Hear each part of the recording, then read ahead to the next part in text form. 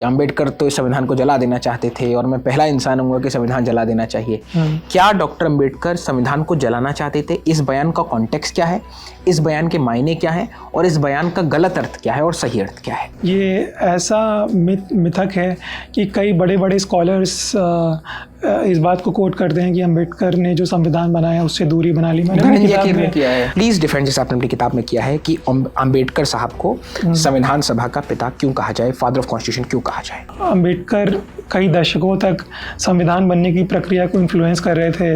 वो अंग्रेज़ों से बात कर रहे थे, वो भारत के जो आज़ादी आंदोलन से जुड़े लोग थे उनसे बात कर रहे थे कि भारत का संविधान कैसे हो, और अलग अलग चीज़ों पर कि सबको वोटिंग का अधिकार मिले, जो पिछड़ा समाज है उसको स्पेशल सेफगार्ड मिले, कैसा कॉन्स्टिट्यूशन बने, इस पे वो बहुत इम्फसाइज कर रहे थे। तो ये मुझे नहीं लगता कि इतने लंबे दौर तक किसी और ने किया। काम कैसे होता है, मतलब रजिस्ट्री का एक बेसिक दिन क्या होता है? अगर आपसे पूछूं कि आपका KRA क्या है, क्या करना होता है सर आपको? कई बार लोग समझते हैं कि सुप्रीम कोर्ट में काम सिर्फ ये होता है कि मुकदमे दायर होते हैं और फिर वो जज सुनते हैं, बट इस पूरी व्यवस्था के पीछे कई लोग जुड़े होते हैं जो नेपथ्य नरेश।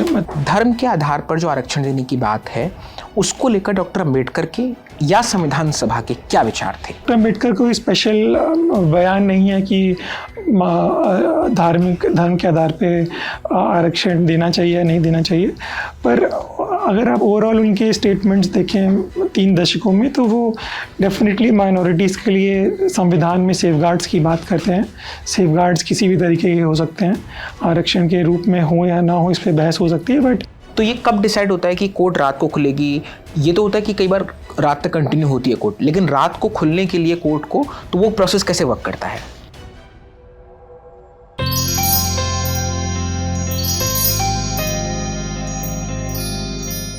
क्या डॉक्टर अंबेडकर ये चाहते थे कि आरक्षण की जो समय सीमा है, उसकी जो मियाद है, वो सिर्फ 10 बरस तक की रहे? धर्म आधारित आरक्षण को लेकर डॉक्टर अंबेडकर के क्या विचार थे? क्या वो संविधान को जलाना चाहते थे? ये इस तरह की भ्रांतियाँ, इस तरह के सवाल हैं जो बार बार हमारे सामने आते हैं और इस पर एक पूरी क्लैरिटी का कभी आंसर हमारे सामने मुहैया नहीं हो पाता है। आज का किताब वाला इन्हीं सब सवालों के साथ इंगेज करेगा। नमस्ते, मेरा नाम दीपक है, आप किताब वाला देख रहे हैं, किताब वाला जिसमें हफ्ते की एक किताब होती है। और आज ये किताब है the four sided Ambedkar, ideas that shaped Indian constitutional discourse. इसे लिखा है अनुराग भास्कर जी ने, पेंगुइन्स प्रकाशन से किताब आई है और इसकी 799 रुपये कीमत है हार्ड कवर की। पेपर बैक में थोड़ी सस्ती होगी ऐसी मुझे उम्मीद है।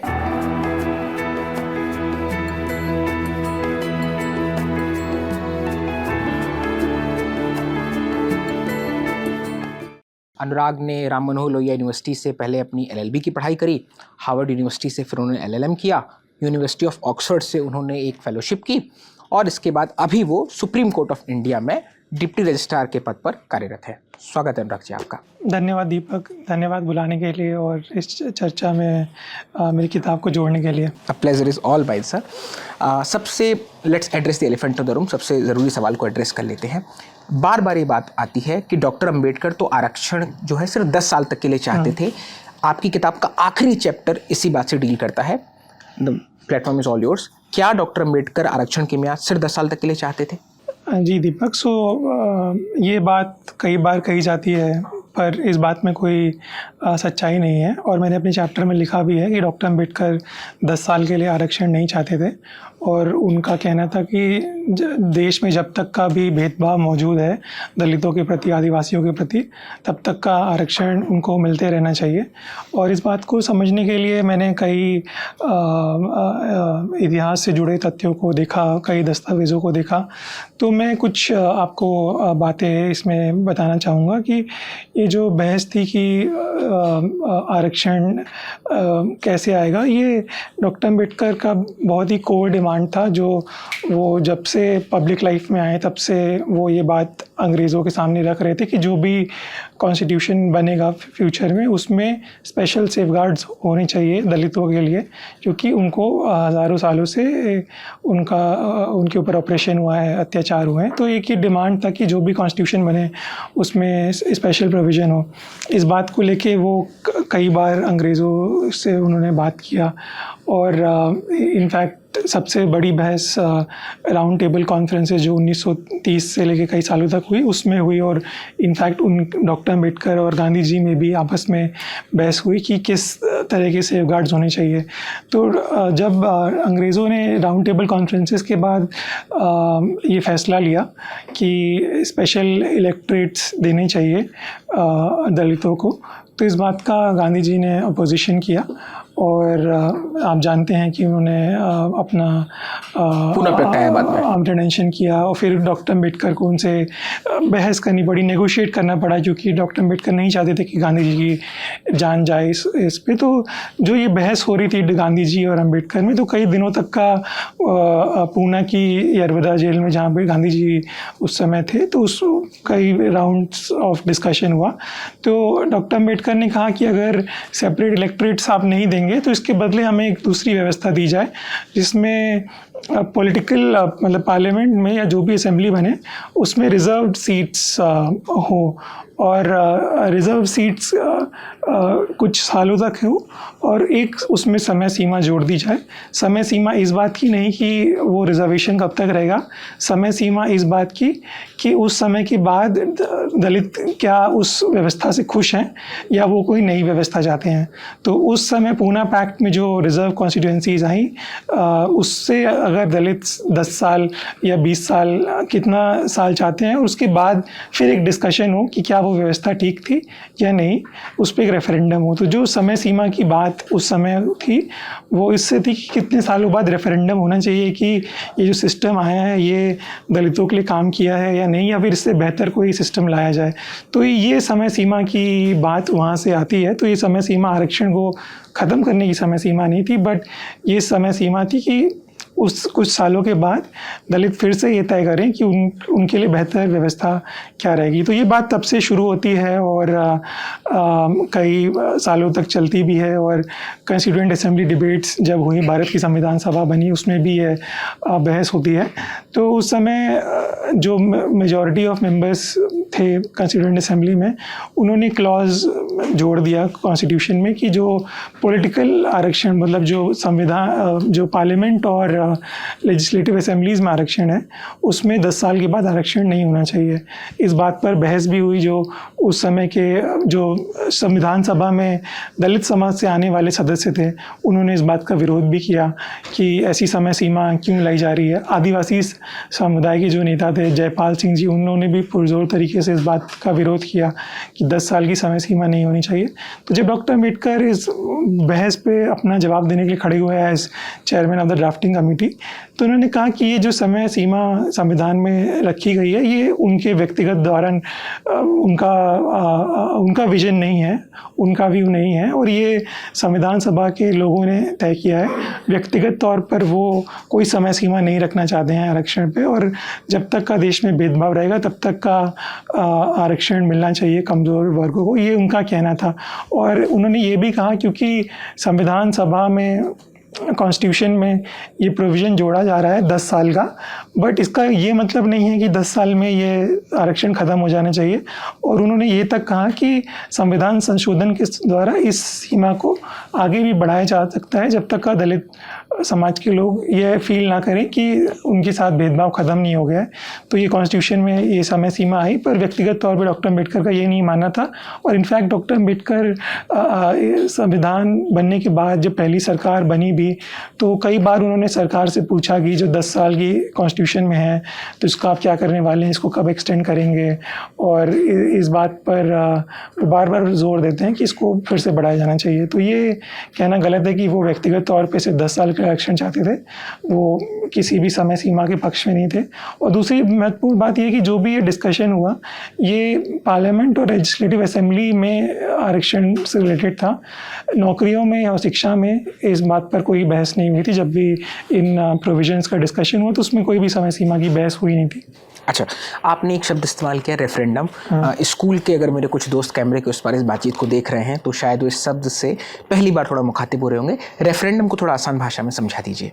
रेफरेंडम का मतलब ये है कि उस कॉन्टेक्स्ट में कि दलित समाज रेफरेंडम करे कि दलित समाज के सभी लोग एक वोट देकर तय करें कि वो इस व्यवस्था जो पूना पैक्ट में आ रही थी उससे उसको आगे बढ़ाना चाहते थे, या उस समय जो 10 साल के बाद फिर से कोई नई व्यवस्था लाना चाहते थे, चाहे वो सेपरेट इलेक्टोरेट के तौर पे हो या किसी और भी व्यवस्था के तौर पे हो। तो दलित समाज अपने मत से तय करे कि आगे क्या होगा, तो उसको रेफरेंडम आप उस कॉन्टेक्स्ट में बोल सकते हैं। अच्छा, 29 मई 2024 के बाद मैं ये बातचीत रिकॉर्ड कर रहा हूँ आपके साथ, क्या जो आरक्षण का मौजूदा स्वरूप है हिंदुस्तान में, चाहे वो पॉलिटिकल रिजर्वेशन हो, चाहे वो नौकरियों को लेकर के सोशल अपलिफ्टमेंट, अफर्मेटिव एक्शन वाला रिजर्वेशन हो, क्या ये आरक्षण जो आज है ये डॉक्टर अम्बेडकर के विचारों, उनके सिद्धांतों के बिल्कुल अनुरूप है? क्या वो एग्जैक्टली ऐसा ही रिजर्वेशन चाहते थे, या आपको लगता है कि बाद की पॉलिटिकल गवर्नमेंट्स ने, बाद की सरकारों ने उसमें कुछ मॉडिफाई किया है?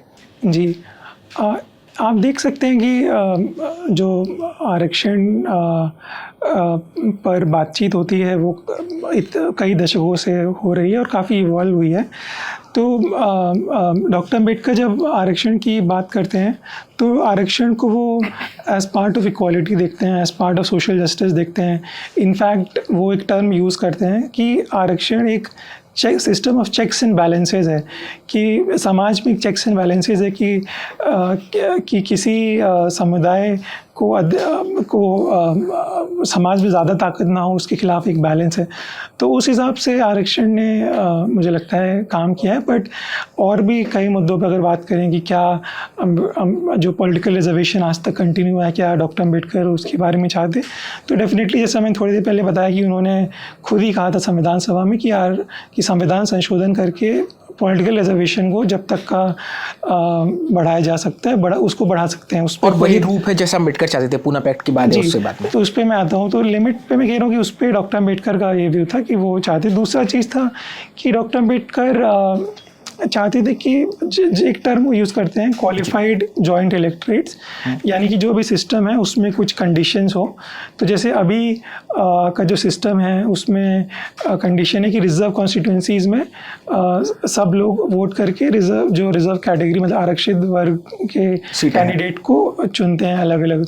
तो डॉक्टर अम्बेडकर चाहते थे कि आरक्षित सीटों पर भी दलित समाज के जो वोट आए उसका लगभग 30-35% वोट मिनिमम मिले, तभी उस कैंडिडेट को विनर डिक्लेयर करना चाहिए। क्योंकि उनका मानना था कि ऐसे क्या होता है कि अगर एक आरक्षित सीट पर भी जो सामान्य वर्ग के लोग हैं उनके वोट से भी तय हो जाता है कि कौन जीत सकता है। क्योंकि अगर मान लीजिए दलित समाज की वोट में बंटवारा हो गया और वैसे बाकी लोग ने एक कैंडिडेट के पक्ष में वोट दे दिया, तो डॉक्टर अम्बेडकर का कहना था कि अगर कोई ट्रू रिप्रेजेंटेटिव हो दलित समाज का तो उसको दलित समाज के उस कॉन्स्टिट्यूंसी में एटलीस्ट 30-35% मिनिमम वोट मिलने चाहिए। तो वो बात उस समय बाकी लोग नहीं माने, सिस्टम में नहीं आया, बट वो इसका जिक्र कई बार उन्होंने किया। दूसरा बात, एक और बात कि क्या वो नौकरियों में आरक्षण के फेवर में थे। डेफिनेटली बहुत डिबेट हुआ कॉन्स्टिट्यूएंट असेंबली में और डॉक्टर अम्बेडकर ने बहुत ही अथॉरिटेटिवली उस प्रोविज़न को डिफेंड किया। क्या शिक्षा के क्षेत्र में डॉक्टर अम्बेडकर आरक्षण चाहते थे? तो 1950 में जब संविधान आया तो जो अनुच्छेद 15(4) है जिसके तहत एजुकेशनल इंस्टीट्यूशंस में आरक्षण देते हैं, तो वो नहीं था और वो पहले संविधान संशोधन से आया। तो हुआ ये कि जब संविधान बना तो मद्रास हाई कोर्ट और सुप्रीम कोर्ट का जजमेंट आया कि एजुकेशनल इंस्टीट्यूशंस में आरक्षण नहीं होना चाहिए। तो डॉक्टर अम्बेडकर इस बात से बहुत नाराज़ हुए कि शिक्षा के क्षेत्र में कैसे नहीं दे सकते हैं। और फिर इसी बात पे पहला संविधान बनने के 1 साल के अंदर ही पहला संशोधन आ गया कि शिक्षा के क्षेत्र में भी आरक्षण देना चाहिए, क्योंकि अदरवाइज़ लोग नहीं आ पाएंगे। तो उस हिसाब से आरक्षण आया भी है। और डॉक्टर अम्बेडकर, अगर ओबीसी आरक्षण की बात करें तो डॉक्टर अम्बेडकर ने जो इस्तीफ़ा दिया था एज लॉ मिनिस्टर, उसका एक रीज़न ये भी था कि जो उस समय की सरकार थी वो ओबीसी रिजर्वेशन नहीं दे रही, पे बात इतना नहीं कर रही थी। और आप फिर से कॉन्स्टिट्यूशन के प्रोविज़न का जिक्र करूँगा कि संविधान जब बना तो शेड्यूल ट्राइब्स के लिए तो आ गया आरक्षण, और ओबीसी के लिए एक प्रोविज़न डाल दिया गया आर्टिकल 340 कि एक कमीशन बनेगा, क्योंकि उस समय नहीं था कि ओबीसी इतनी सारी कास्ट हैं कि उनको स्टडी करके। लेकिन डॉक्टर अम्बेडकर चाहते थे कि ओबीसी को आरक्षण मिले, तो 19 जो अनुच्छेद 340 है उसमें कहते हैं कि एक कमीशन बन के स्टडी करे, फिर उसके बाद आरक्षण तय हो। तो जो डॉक्टर अम्बेडकर ने जब इस्तीफ़ा दिया तो उसमें एक रीज़न ये भी दिया कि 1951-52 में वो कमीशन अभी तक आज़ाद हो गए, बट वो कमीशन क्यों नहीं बना और ओबीसी को आरक्षण नहीं मिला। और वो ये भी कहते हैं कि मेरा चलता तो मैं बैकवर्ड क्लासेस को और सेफ गार्ड्स देता कॉन्स्टिट्यूशन में भी, बट उस समय नहीं हो पाया। बट वो इसके बहुत स्ट्रॉन्ग फेवर में थे कि ओबीसीज़ को आरक्षण मिले। इनफैक्ट एक वाक़या है कि वो उनकी पार्टी जो उन्होंने स्थापित करी थी उसका नाम रखा था शेड्यूल कास्ट फेडरेशन, और वो ये भी कहते कि मैं अपनी पार्टी का नाम बदल के बैकवर्ड क्लास फेडरेशन रखना चाहता हूँ, क्योंकि मैं चाहता हूँ कि सभी बैकवर्ड कम्युनिटीज़ को आरक्षण मिले। आरक्षण की बात हो रही है, मौजूदा चुनावों में ये पॉलिटिकल डिस्कोर्स का एक बड़ा प्लैंक है, और मैं जानता हूँ आप जिस पद पर है वहाँ आप राजनीतिक टीका टिप्पणी नहीं करेंगे, लेकिन मैं इसके ऐतिहासिक संदर्भों को थोड़ा सा खोलना चाहता हूँ, समझना चाहता हूँ। धर्म के आधार पर जो आरक्षण देने की बात है उसको लेकर डॉक्टर अम्बेडकर के या संविधान सभा के क्या विचार थे? जी, तो अगर जो भी हिस्टोरिकल डिबेट्स हुए हैं तो पार्लियामेंट या लेजिस्लेटिव असेंबली में उस समय सेपरेट इलेक्ट्रेट्स थे कुछ कम्युनिटीज़ के लिए, मुस्लिम्स के लिए, सिख्स के लिए। तो डॉक्टर अम्बेडकर का भी ये डिमांड था कि जैसे पूना पैक्ट से पहले कि सेपरेट इलेक्ट्रेट्स दलित्स के लिए भी बने। तो ये आरक्षण की बहस चल रही थी। फिर जब संविधान बनने की बात हुई, संविधान सभा बैठी, तो उसमें भी ये मुद्दा पहुंचा, और जो शुरू के जो डिस्कशंस थे उसमें एक प्रावधान संविधान में प्रस्तावित किया गया, जो आप उसको कह सकते हैं कि मौजूदा संविधान में अनुच्छेद 335 है। तो उस अभी मैं आपको बताऊंगा अनुच्छेद 335 अभी क्या कहता है, बट उसके पहले बताता हूँ कि जो शुरू का प्रस्तावित प्रोविज़न था वो कहता था कि, पहले इंग्लिश में बोलता हूँ मैं, कि the claims of minorities shall be taken into consideration while making appointments in government. कहने का मतलब है कि जो माइनॉरिटीज़ हैं उनके बारे में सोचा जाएगा कि अपॉइंटमेंट्स करने से पहले, और एक तरीके से कि अगर अपॉइंटमेंट्स में उनका रिप्रेजेंटेशन नहीं है तो उस चीज़ को ध्यान में रखा जाएगा।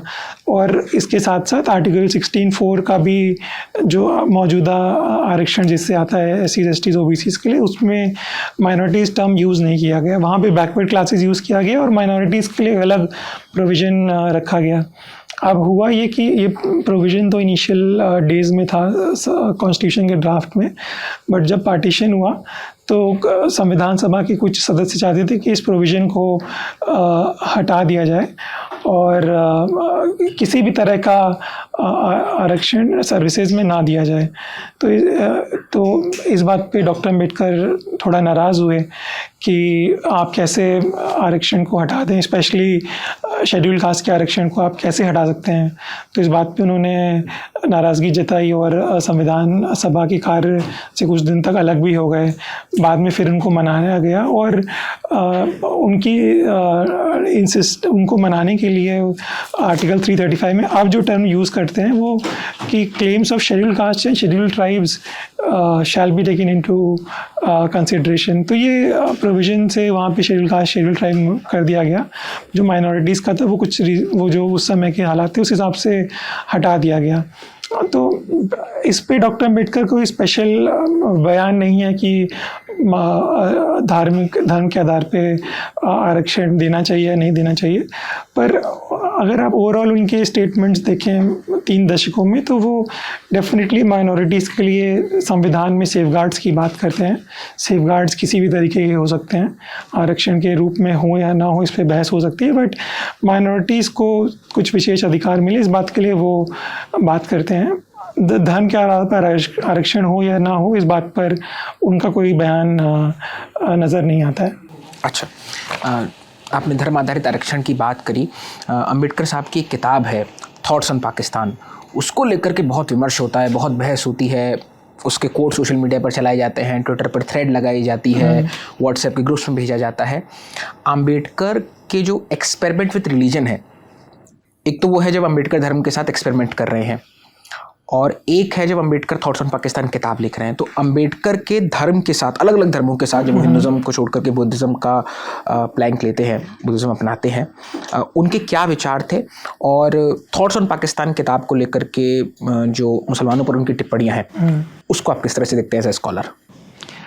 नहीं, मेरा मानना है कि सेलेक्टिव कोटिंग नहीं होना चाहिए डॉक्टर अम्बेडकर का, और उनका जो भी उनकी राइटिंग्स हैं या स्पीचेज़ हैं, उनको आप साथ में लेकर देखें कि वो किस तरह की बातें करना चाहते थे। तो वो धर्मों में जो भेदभाव है, तो वो सबको पॉइंट आउट करते हैं कि सभी धर्मों में भेदभाव उनको नज़र आए। बाद में उन्होंने बुद्धिज़्म अपनाया। उन्होंने बोला कि बुद्धिज़्म में उनको लगा कि ये शायद एक बेहतर समाज बुद्धिज़्म के द्वारा आ सके, तो उन्होंने वो उस पर बात करी। बट अगर और उनके कमेंट्स देखे जाएं तो मैं यही कहूँगा कि माइनॉरिटीज़ जो भी हों कंट्री में, चाहे वो धर्म के आधार पे हो या भाषा के आधार पर हो, तो डॉक्टर अम्बेडकर का स्पेशल कंसर्न हमेशा रहा है माइनॉरिटीज़ के लिए। और जैसा कि मैंने कहा कि चाहे वो धर्म के आधार पे हो, भाषा के आधार पे हो, या किसी भी चीज़ पर हो, आदिवासियों के लिए हो, उस पे है। और जब इनफैक्ट जो वो टर्म यूज़ करते हैं माइनॉरिटीज़, तो उनके लिए माइनॉरिटीज़ का मतलब ये नहीं है कि सिर्फ जो धर्म के आधार पे माइनॉरिटीज़ हो। उनका कहना है कि समाज की व्यवस्था में जो लोग पदों पर नहीं आ पाए हैं, अगर उनका रिप्रेजेंटेशन कम है, तो वो भी माइनॉरिटीज़ हैं। तो वो माइनॉरिटीज़ टर्म को बहुत ब्रॉडली यूज़ करते थे, डिफ़ाइन करते थे। और उस सेंस में, जैसा कि मैं बार बार कह रहा हूँ कि स्पेशल सेफगार्ड्स हो, उनके लिए हमेशा उनका जोर रहा उस बात पे। और थॉट्स ऑन पाकिस्तान की सेलेक्टिव कोटिंग हो रही है जी। अच्छा, मैं थोड़ा इसको एक्स्ट्रा सिंप्लीफाइड कर रहा हूँ। आपने एक टर्म का इस्तेमाल किया था, प्रोविज़न। एक बार हमारे दर्शकों के लिए जरा प्रोविज़न जो शब्द है उसकी डेफिनेशन जरा एक्सप्लोर करते हैं, आप बता दें। प्रोविज़न का मैं जो रेफ़र कर रहा हूँ कि जो संविधान के अनुच्छेद हैं, तो उनके लिए मैं प्रोविज़न टर्म का यूज़ कर रहा हूँ। एक बहस और होती है, बार बार उस भ्रांति को थोड़ा डिक्लेयर करेंगे। आपकी किताब का 17वां चैप्टर भी उस सवाल को डील करता है। बार बार ये बहस होती है कि अंबेडकर को संविधान का पिता क्यों कहा जाए, फादर ऑफ कॉन्स्टिट्यूशन क्यों कहा जाए। और सर आइवर जेनिंग्स पर पहले बात गई थी, लेकिन उसके जस्ट बाद जैसे बेनिकल नरसिंह राव, BN राव, उन पर अरविंद एल्गोवन ने कमाल की किताब लिखी है। मैं पहले भी किताब वाला मैं रिकमेंड कर चुका हूँ, आप ज़रूर उसको पढ़िएगा। तो BN राव को ये क्रेडिट दिए जाने की बात होती है, जो कि संविधान सभा के एडवाइज़र के तौर पर काम कर रहे थे। प्लीज़ डिफेंड, जैसे आपने अपनी किताब में किया है, कि अंबेडकर साहब को संविधान सभा का पिता क्यों कहा जाए, फादर ऑफ कॉन्स्टिट्यूशन क्यों कहा जाए। बिल्कुल। जी, मेरी किताब का जोर इस बात पर रहा है कि जो संविधान बनने की प्रक्रिया है, उसको हम सिर्फ 2.5 साल या 3 साल के खांचे में ना रखें, जो हम अक्सर करते हैं कि 1947 से 1950 में कई लोग आए, उन्होंने तय किया कि क्या संविधान होगा, दिसंबर 46 से लेकर के नवंबर 50। हाँ, तो मैंने किताब का मेन आर्गुमेंट ये है कि संविधान कैसा हो, इस बात पर बातें बहुत दशकों से पहले शुरू हो गई थी। आप कह सकते हो कि 1915 के बाद से, वर्ल्ड वॉर 1 के बाद से इस बात पर बहस शुरू हो गई थी कि भारत का संविधान कैसा बने, चाहे वो ब्रिटिश इंडिया में हो या इंडिपेंडेंट इंडिया में, इस बात पे बहस चल रही थी। और अंबेडकर एक ऐसे व्यक्ति हैं जो हर उस बहस के दौरान मौजूद रहे, जो उन 3-4 दशकों में हुई।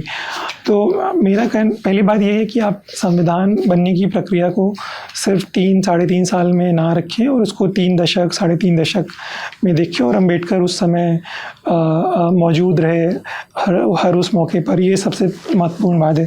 दूसरी बात ये है कि जो भी एक्ट्स बने इंडियन कॉन्स्टिट्यूशन आने से पहले, चाहे वो गवर्नमेंट ऑफ इंडिया एक्ट 1919 हो या गवर्नमेंट ऑफ इंडिया एक्ट 1935 हो, जिस पर अक्सर कहा जाता है कि भारत का संविधान उन 1935 एक्ट्स से इंस्पायर्ड था, उसको बनाने में भी डॉक्टर अम्बेडकर का एक अहम योगदान है। वो मैंने अपनी किताब में एक पूरा chapter government of India act 1935 की फ्रेमिंग पे लिखा। तो सबसे महत्वपूर्ण बात यह है कि अम्बेडकर कई दशकों तक संविधान बनने की प्रक्रिया को इन्फ्लुएंस कर रहे थे, वो अंग्रेज़ों से बात कर रहे थे, वो भारत के जो आज़ादी आंदोलन से जुड़े लोग थे उनसे बात कर रहे थे कि भारत का संविधान कैसे हुआ, और अलग अलग चीज़ों पर कि सबको वोटिंग का अधिकार मिले, जो पिछड़ा समाज है उसको स्पेशल सेफगार्ड मिले, कैसा कॉन्स्टिट्यूशन बने, इस पे वो बहुत इम्फसाइज़ कर रहे थे। तो ये मुझे नहीं लगता कि इतने लंबे दौर तक किसी और ने किया। और बात अगर BN राव की करें तो उनका भी योगदान रहा संविधान बनाने की प्रक्रिया में, पर आप देखेंगे BN राव जो है 1935 गवर्नमेंट ऑफ इंडिया एक्ट बनने के बाद पब्लिक सीन में आते हैं, मतलब कि वो उस शुरू से एंगेज नहीं होते उस प्रोसेस में। इस बात का जिक्र अरविंद की जो किताब है उसमें भी उन्होंने किया कि गवर्नमेंट ऑफ इंडिया एक्ट 1935 जब बन गया तो इसको इम्प्लीमेंट कैसे किया जाए, तो उस बात से के लिए BN राव को लाया जाता है और उसके बाद से वो इन्वॉल्व रहते हैं।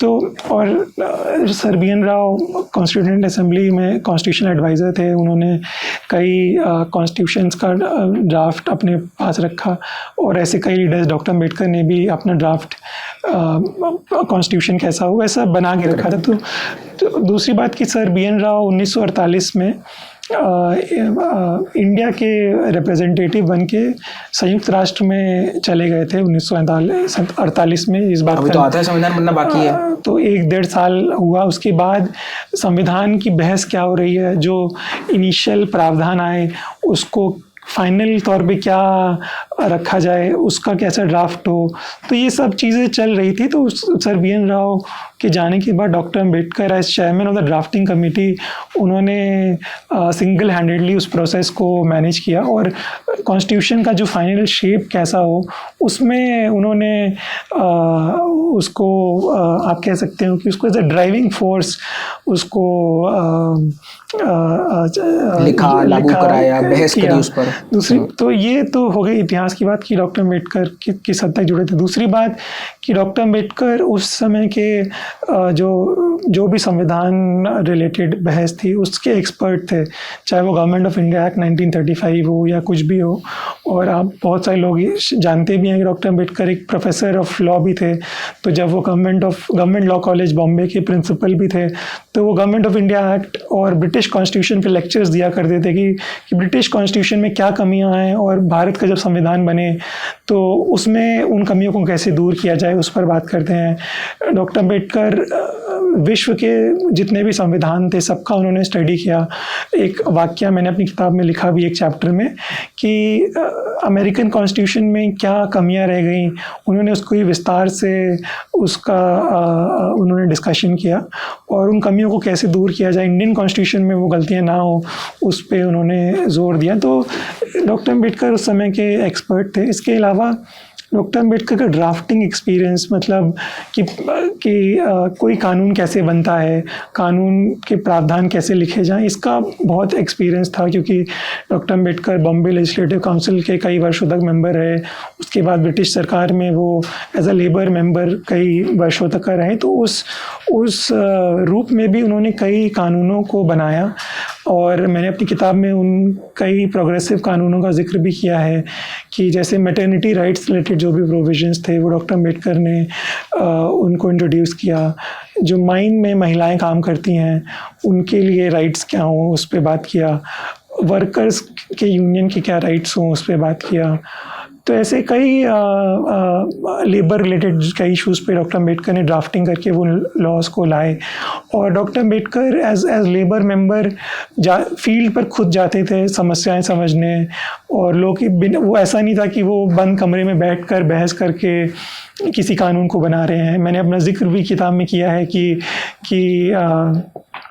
आज के आप कह सकते हो झारखंड में एक माइन में वो अंडरग्राउंड माइन में खुद गए, वहाँ पे उन्होंने देखा कि क्या व्यवस्था है। तो उसके बाद वो एक नया कानून लाए कि जो माइन में वर्कर्स काम करते हैं उनको नहाने की फैसिलिटीज़ भी दी जाएं, क्योंकि वो उनके ऊपर टॉक्सिक डर्ट लग जाता है। तो इवन बारीक चीज़ों पर वर्कर्स के लिए डॉक्टर अम्बेडकर समस्या को समझ के लाते थे। तो मुझे लगता है कि एक वाइड एक्सपीरियंस एक्सपीरियंस था। इसके अलावा मैंने किताब में एक और जिक्र किया है कि डॉक्टर अम्बेडकर कई लोगों से वाद विवाद रहे, पर एक ऐसा मुद्दा था जिस पर डॉक्टर अम्बेडकर, सरदार पटेल, गांधी जी सबका एक मत था, वो था कि भारत जो अलग अलग प्रिंसली स्टेट्स या भागों में बटा हुआ है उसको कैसे एक किया जाए। और मैंने अपनी किताब में ये भी जिक्र किया है कि जब संविधान सभा में उन्होंने अपना पहला भाषण दिया तो वो भाषण में उन्होंने यूनिटी पर इतना ज़ोर दिया, सबको साथ लाने पर इतना ज़ोर दिया कि उनकी खूब प्रशंसा हुई। और दूसरी बात ये भी जिक्र किया है कि जब कैबिनेट मिशन प्लान 1946 में आया और संविधान सभा बनी तो कुछ ऐसे प्रिंसली स्टेट्स थे जैसे ट्रावेनकोर, जो कि उन्होंने स्टेटमेंट जारी किया कि हम आज़ादी के बाद एक नया राष्ट्र बनाएंगे। तो डॉक्टर अम्बेडकर ने एक डिटेल्ड नोट बनाया, उसमें लीगल आर्ग्यूमेंट्स का एनालिसिस किया कि कैसे ये डिमांड में कोई आधार नहीं है कि कोई प्रिंसली स्टेट अलग देश की मांग नहीं कर सकता है और उनको भारत का हिस्सा बनना पड़ेगा। और डॉक्टर अम्बेडकर का ये जो नोट था वो एक न्यूज़पेपर था उस समय का, मैंने उसके फ्रंट पेज पे बहुत डिटेल में छपा और डॉक्टर अम्बेडकर ने उस न्यूज़पेपर की एक प्रति को डॉक्टर सरदार पटेल जो उस समय नेगोशिएट कर रहे थे उनकी प्रति को भेजा, सरदार पटेल को कुरियर किया। और आज भी आर्काइव्स में सरदार पटेल के प्राइवेट पेपर्स में डॉक्टर अम्बेडकर का वो कुरियर, अच्छा, उन्होंने सुरक्षित रखा उसको, उनके पेपर्स में रखा है कि जिसमें डॉक्टर अम्बेडकर ने आर्गूमेंट्स दिए थे कि जो उस समय के राजा महाराजा थे वो अलग राष्ट्र की मांग क्यों नहीं कर सकते थे और उनको भारत का अभिन्न अंग मानना चाहिए। तो डॉक्टर अम्बेडकर फिर उनको सबको लगा कि ये व्यक्ति एक राष्ट्र हित में एक सबको साथ में लेने की बात कर रहा है, तो उनकी एक्सेप्टेबिलिटी बढ़ी। तो लोगों ने उनको देखा कि ये लीड कर सकते हैं इस प्रोसेस को, संविधान बनाने की प्रक्रिया को सबको साथ लेते हुए एक अथॉरिटी के साथ। तो कई रीज़न थे जिसको मुझे लगता है कि उस वजह से डॉक्टर अम्बेडकर को संविधान सभा का अध्यक्ष की ड्राफ्टिंग कमेटी का अध्यक्ष नियुक्त किया गया और उनको father of the Indian constitution कहा जाना चाहिए। Absolutely, we owe a great deal to that legend. आपने पटेल और गांधी के संबंधों, माफ़ी कीजिएगा, पटेल और अम्बेडकर के संबंधों पर प्रकाश डाला। मैं चाहता हूँ आप पटेल के गुरु यानी महात्मा गांधी और अम्बेडकर के रिश्तों पर थोड़ी सी रोशनी डालें। दरअसल अब एक खित्ते बने हुए हैं कि अगर आप गांधी के साथ हैं तो आप अम्बेडकर के विचारों के साथ एक साम्य नहीं बना सकते, और अगर आपने गांधी के विचारों की या आपने अम्बेडकर के विचारों का साम्य ले लिया है तो आप दूसरे के विचार के साथ एक जुड़ाव नहीं रख पाएंगे। क्या अम्बेडकर और गांधी के बीच में विचारों की दूरी इतनी गहरी है और इतनी बड़ी है कि आप दोनों को साथ लेकर नहीं चल सकते हैं? जैसे जब मैं रिसर्च कर रहा था तो मुझे एक कोट मिला, ये 26 फरवरी 1955 को बीबीसी पर अम्बेडकर का एक आर्काइव इंटरव्यू है जिसमें अम्बेडकर कहते हैं ना, कोट, ये गांधी के बारे में वो कह रहे हैं, आमतौर पर भक्तों के रूप में उनके पास जाने पर कुछ नहीं दिखता सिवाय बाहरी आवरण के जो उन्होंने महात्मा के रूप में ओढ़ रखा है, लेकिन मैंने उन्हें एक इंसान की हैसियत से देखा, उनके अंदर के नंगे आदमी को देखा, लिहाजा मैं कह सकता हूं कि जो लोग उनसे जुड़े थे मैं उनके मुकाबले बेहतर समझता हूं। क्या इसकी भी वही बात है जो आप कह रहे हैं बार बार कि सिलेक्टिव कोटिंग होती है? क्या गांधी और अम्बेडकर बिल्कुल एक दूसरे के साथ विरोध में थे या उनके बीच में कहीं कहीं पर ग्रे एरिया भी था?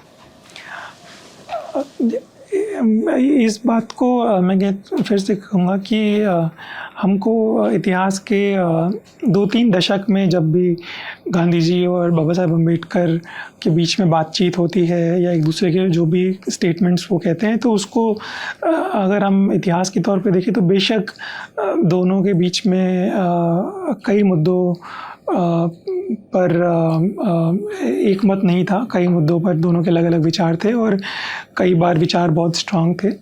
और अगर आप उसको शुरू से देखें कि जब 1930 में पहली बार जब डॉक्टर अम्बेडकर गांधी जी से मिलने गए तो उनके बीच में इस बात पर सहमति नहीं बन पाई कि जो भी संविधान बनेगा उस समय गवर्नमेंट ऑफ इंडिया एक्ट 1935 कि उसमें जो दलित समाज था उसके लिए क्या सेफगार्ड्स हों। जो डॉक्टर अम्बेडकर जो छुआछूत या डिस्क्रिमिनेशन की प्रॉब्लम थी उसको वो पॉलिटिकली, लीगली, सोशली हर एंगल से देखते थे।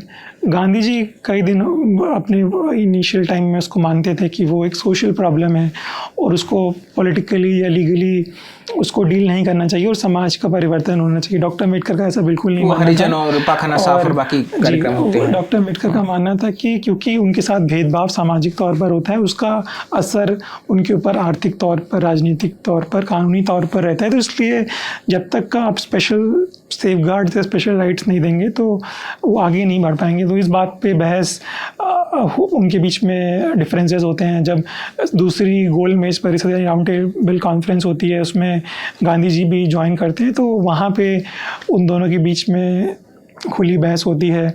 डॉक्टर अम्बेडकर को गांधी जी का स्टैंड पसंद नहीं आता है और एक यही वजह थी कि डॉक्टर अम्बेडकर एक समय जब साइमन कमीशन के सामने 1928 में अपनी बात रखने गए थे, तो शुरू में वो रिज़र्व कॉन्स्टिट्यूंसीज़ की बात कर रहे थे, पर गांधी जी के रुख को देखते हुए कि इतना बड़ा नेता जब सेफगार्ड देने की बात नहीं कर रहा, तो उन्होंने अपनी डिमांड को चेंज करके स्पेशल इलेक्टोरेट्स की डिमांड रखी। आप बड़ी बात करें, मैं अंडरलाइन करना चाहता हूँ। आप ये कह रहे हैं कि जब साइमन कमीशन के सामने अम्बेडकर जाते हैं तो तब तक वो रिजर्व्ड इलेक्टोरेट के यानी कि एक आरक्षित सीटों के पक्ष में थे, लेकिन चूंकि गांधी का रुख इस तरह से था, इसलिए अम्बेडकर फिर बाद में सेपरेट इलेक्टोरेट यानी कि दलितों के लिए, SC ST के लिए अलग से आरक्षण की सीटें, अलग से वो सीटें जिन पर सिर्फ वही निर्वाचित कर सकें, ऐसी मांग के साथ अम्बेडकर जाते हैं। बिल्कुल ऐसा आप उनके अगर ओरिजिनल सबमिशंस देखें साइमन कमीशन की, तो वो इनफैक्ट इस डिमांड को रेज करते हैं कि जॉइंट इलेक्टोरेट मतलब जो रिजर्व कॉन्स्टिट्यूंसीज हो और इलेक्टोरेट सेम हो। कई और अन्य इंटरेस्टिंगली कई अन्य जो ऑर्गेनाइजेशंस थी जो दलितों के मुद्दे उठा रही थी, वो भी उस समय डिमांड करती हैं सेपरेट इलेक्टोरेट्स हो। But doctor Ambedkar Simon commission के सामने कहते हैं कि नहीं, रिजर्व कॉन्स्टिट्यूंसीज होनी चाहिए इन जॉइंट इलेक्टोरेट्स। बाद में जब गांधी जी से बात करके उनको लगा कि ये तो इस चीज़ के लिए भी तैयार नहीं है, तो उन्होंने फिर अपनी डिमांड को और स्ट्रॉन्ग किया कि हम अगर ये इतनी बात के लिए भी तैयार नहीं है तो फिर आप हमको सेपरेट इलेक्टोरेट दीजिए, क्योंकि अदरवाइज इस सिस्टम में हमको हमारे रिप्रेजेंटेटिव नहीं मिलेंगे। माफ़ी चाहूँगा, आपको टोक रहा हूँ for the sake of clarity. Separate electorate का मतलब ये है कि दलितों के जो निर्वाचित अधिकार, मतलब जो जिनको निर्वाचित करेंगे सिर्फ दलित ही करेंगे, और जॉइंट इलेक्टोरेट का मतलब ये है कि रिजर्व सीट रहेगी लेकिन चुनने वाले सब लोग रहेंगे। यही डेफिनेशन है जी। हाँ, क्योंकि कैमरे के उस पर हमारे बहुत सारे दर्शक होंगे जो इन शब्दों को बहुत बार सुन चुके होंगे, लेकिन उसकी बिल्कुल अंडरलाइन बेसिक जो गूढ़ परिभाषा है उसको थोड़ा सा ब्रेक डाउन करना था। बिल्कुल ये हम लोग का as a lawyer, as a legal professional training हो जाता है कि हम लोग टर्म्स को बात करते हैं। हमारे यहाँ तो यही बेसिक है कि जब तक स्पष्टता ना हो, जब तक खुद को समझ में ना, तब तक लिखो ही। बिल्कुल, और मैंने अपनी किताब में भी पूरी कोशिश करी कि एकदम सिंपल सरल भाषा में लिखी जाए जी, और उसका अलग अलग भाषाओं में भी ट्रांसलेशन करेंगे। बट खैर, ये किताब हिंदी में भी आएगी इसका मतलब संभावना है? अभी कई भाषाओं में एग्रीमेंट चल रहे हैं, हिंदी में भी आएगी और मराठी, कन्नड़ा और धीरे धीरे सब में आएगी। बहुत बढ़िया, बहुत शुभकामनाएं। गांधी और अम्बेडकर लौटते हैं तो फिर राउंड टेबल कॉन्फ्रेंस में बहस होती है कि सेपरेट इलेक्टोरेट्स डिमांड करते हैं डॉक्टर अम्बेडकर। जब डॉक्टर अम्बेडकर और गांधी जी के बीच में सहमति नहीं बन पाती है तो फैसला ब्रिटिश सरकार पर छोड़ दिया जाता है कि आप तय कीजिए कि क्या सिस्टम आना चाहिए। तो जब ब्रिटिश सरकार सेपरेट इलेक्टोरेट्स की डिमांड को मान लेती है तो जैसे गांधी जी अनशन पर चले जाते हैं और डॉक्टर अम्बेडकर उनको मनाने के लिए वापस से रिजर्व कॉन्स्टिट्यूंसीज़ की डिमांड को एक्सेप्ट करते हैं। बट जैसा कि मैंने पहले प्रश्न के उत्तर में भी कहा था कि कुछ कंडीशंस के साथ, तो ये जो गांधी जी और बाबा साहब अम्बेडकर की बहस है ये चलती रही है और डॉक्टर अम्बेडकर गांधी जी को लेकर इसके लिए भी क्रिटिकल थे क्योंकि उस समय गांधी जी सबसे बड़े नेता थे और गांधी जी जो कहते वो देश मानता था। तो इसलिए डॉक्टर अम्बेडकर कहते थे कि इतने बड़े व्यक्ति के रूप में वो ओपन स्टैंड नहीं ले रहे हैं अगेंस्ट कास्ट डिस्क्रिमिनेशन। और इनफैक्ट कई जगह पे वो बहुत क्रिटिकल कमेंट्स करते हैं गांधी जी के ऊपर। 1938 में उन्होंने एक लेख भी लिखा था, फेडरेशन वर्सेस फ्रीडम। उसमें उन्होंने ये तक कहा कि जो गोलमेज परिषद हुई थी, उसमें गांधी जी बिना किसी तैयारी के संविधान कैसे बने उसमें आ गए थे। तो बहुत क्रिटिकल अप्रोच लेते हैं जब वो दलित्स के लिए सेफगार्ड्स की बात करते हैं। पर हम ये भी देखते हैं कि कई ऐसे मौके भी हुए जब अम्बेडकर साहब ने गांधी जी के लिए व्यक्तिगत तौर पर उनको सम्मान भी दिया। जब गांधी जी की हत्या हुई तो डॉक्टर अम्बेडकर दिल्ली में मौजूद थे और वो बाकी लोगों की तरह वो भी भागे उस जगह जहाँ पर गांधी जी को गोली मारी गई। और वहाँ पे उनका एक फ़ोटो भी है कि डॉक्टर अम्बेडकर खड़े हुए हैं उस जगह के बाहर जहाँ पे। तो ये मैं देखता हूँ कि एक म्यूचुअल रिस्पेक्ट था कि वो उनको बहुत बाकी लोग की तरह भी दुख हुआ। इसके अलावा जब डॉक्टर अम्बेडकर दूसरी अपनी शादी करते हैं डॉक्टर शारदा कबीर के साथ, तो सरदार पटेल उनको चिट्ठी लिखते हैं, उनको बधाई देते हैं। सविता अम्बेडकर या शारदा कबीर? उनका नाम शारदा कबीर था, बाद में उनका नाम उनके भी पेंगुइन से ही उनकी ऑटोबायोग्राफी भी आई थी, ट्रांसलेट अभी हुई है, तो उनका नाम फिर सविता अम्बेडकर हो गया शादी के बाद। तो जब उनकी शादी होती है तो सरदार पटेल बधाई देते हुए पत्र लिखते हैं और लिखते हैं कि अगर गांधी जी आज जिंदा होते तो आपके अंतर्जातीय विवाह को देख के बहुत खुश होते और आपको अपनी आशीर्वाद देते। तो डॉक्टर अम्बेडकर रिप्लाई करते हैं कि I am sure he would have, कि मुझे यकीन है कि वो बिल्कुल ऐसा करते। तो ऐसे कई वो हैं जिसमें आप समझ सकते हैं कि व्यक्तिगत तौर पर डॉक्टर अम्बेडकर और गांधी जी भी उनको रिस्पेक्ट करते।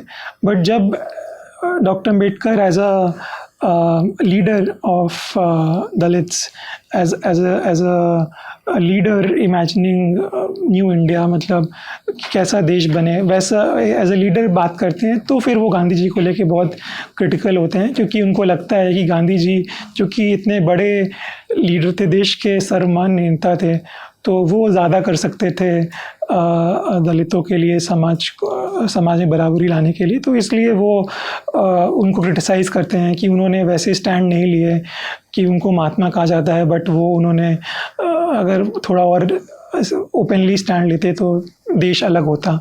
उनका ये क्रिटिसिज्म था।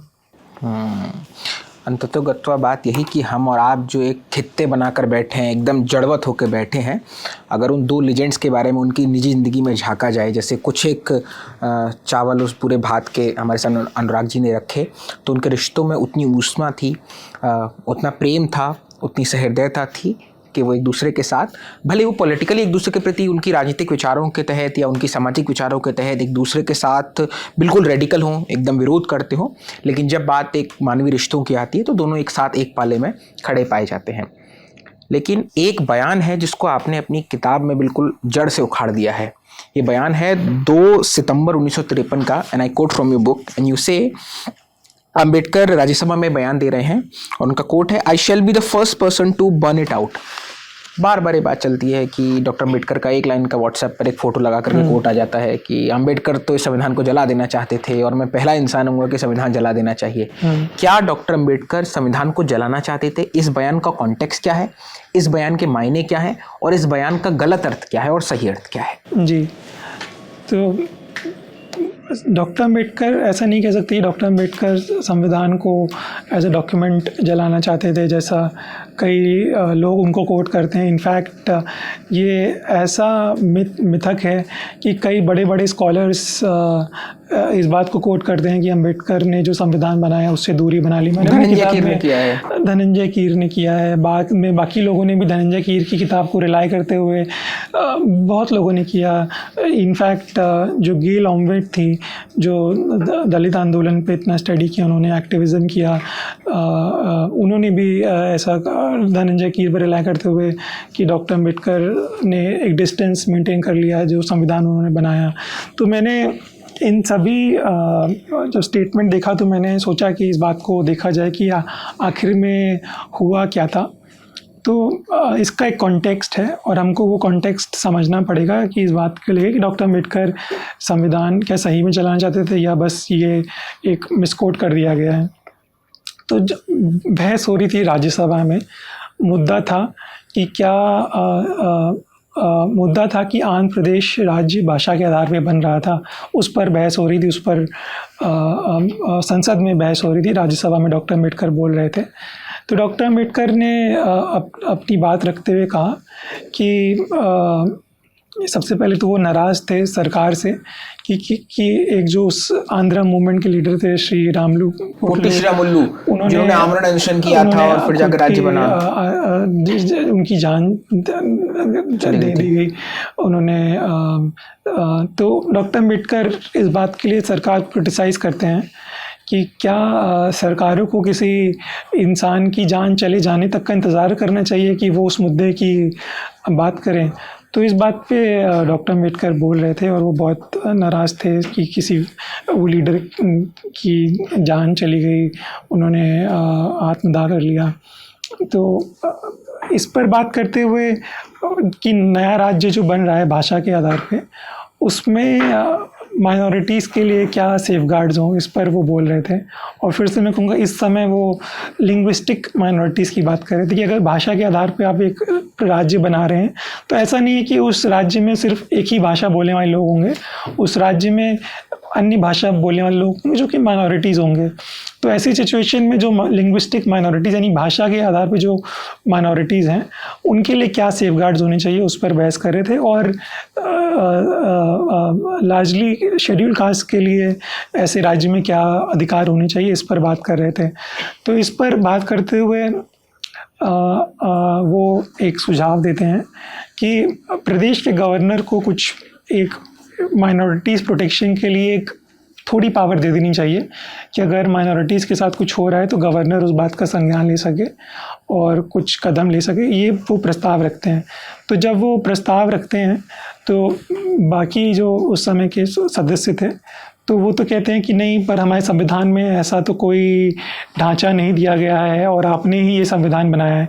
तो दर्शकों को आसानी के लिए बता दूं कि हमारे संविधान में जो रूल है उस जिसको हम इंग्लिश में कलेक्टिव रिस्पॉन्सिबिलिटी कहते हैं कि जो गवर्नर जो भी काम करेगा वो चुनी हुई सरकार के निर्देशों का ही पालन करेगा। इवन दो अगर काम ऑर्डर निकल रहा है in the name of governor, but decision है वो कैबिनेट और चीफ मिनिस्टर या कैबिनेट या प्राइम मिनिस्टर का प्रेसिडेंट के लिए होता है। तो ये संविधान में ये सिस्टम है। तो इस सिस्टम को संविधान सभा में एक्सेप्ट किया गया, कॉन्स्टिट्यूशन में आया और डॉक्टर अम्बेडकर ने संविधान सभा में इस बात को एक्सप्लेन भी किया गया था कि जो प्रेसिडेंट या गवर्नर होगा वो चुनी हुई सरकार की बातें मानेगा और वो सिर्फ नॉमिनल हेड है।